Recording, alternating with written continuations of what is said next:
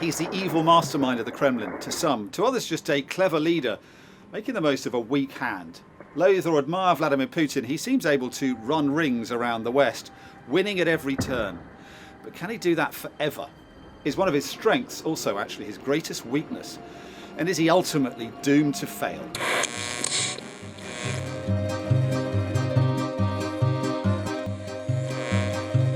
The key to understanding Vladimir Putin's success lies way back in his past.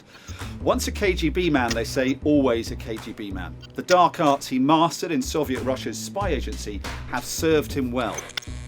Maskarovka, fooling your enemy through denial and deception, from the downing of a passenger jet over Ukraine. Hundreds of passengers are feared dead after a Malaysian Airlines jet crashes in Ukraine near the Russian border. To subverting US democracy. Russia had nothing to do with me winning.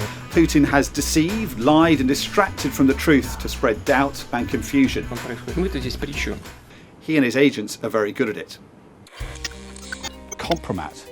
Compromise your enemy. Putin's used it to destroy rivals.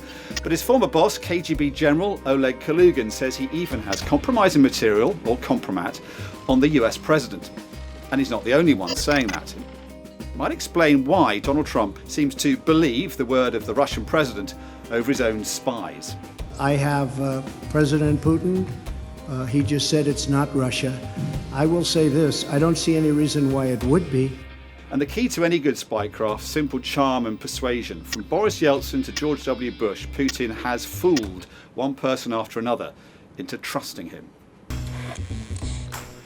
As a KGB spy master, Vladimir Putin learned success comes through control. He controls Russia's media, totally, which means he controls his own image in all its virile macho manliness. He controls elections, vetting candidates and stuffing ballot boxes, literally. And he controls the street, ruthlessly putting down protests. Finally, he controls the people who control the economy. The oligarchs' vast wealth comes at a cost, complete loyalty. Those who don't play ball pay for it with years in jail. By the way, the CIA estimates Putin's own personal wealth at $40 billion. So all that helps understand how Putin's been so successful playing what's actually been a pretty weak hand. Time has come to change this. Russia may be vast, but it isn't wealthy. It makes about as much money a year as Australia, a country half its size with a sixth of its population. It can only afford to spend a tenth of what America does on its military. And yet Putin's Russia seems to be dominating. With just 50 warplanes and one airbase, Russia has reached a point where it's calling the shots in Syria. Its forces recently waltzed into bases hastily deserted by retreating Americans there. In 2014, Putin's forces took a chunk out of neighbouring Ukraine, seizing Crimea without firing a shot.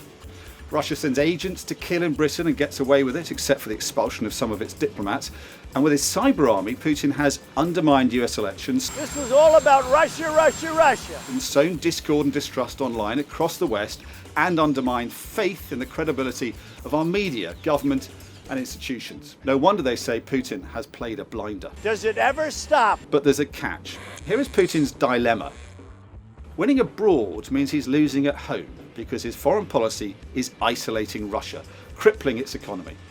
He promised Russians an economic miracle. Instead, their average wage has fallen to just above $500 a month, lower than Malaysia, Lebanon, or even Iraq. Do you need a bit of extra money at the moment? Are things difficult? Да. Почему? Ну, как-то иду покупать.